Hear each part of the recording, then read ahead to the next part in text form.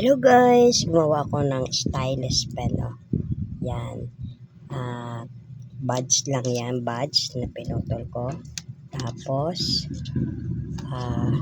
kinabit ko sa empty na ball pen. Yung hindi na ginagamit. Wala nang laman. And then, pinalibutan ko siya ng aluminum foil. And then, para magamit mo ito, ididip mo siya into water. Like this. Oh. Yan. Konting dip lang. And then, dito mo siya. Yan.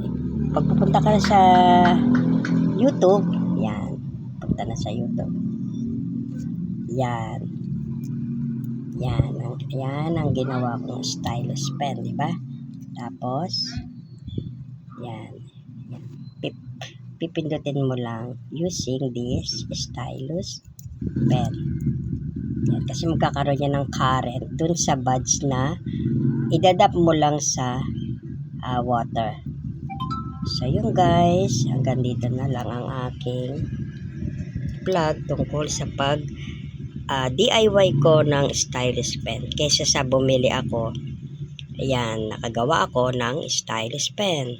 Gawin nyo na rin guys para hindi na kayo bumili. So, thank you guys. Maraming salamat po sa inyong pagtutok sa aking munting channel. Thank you very much po Lord.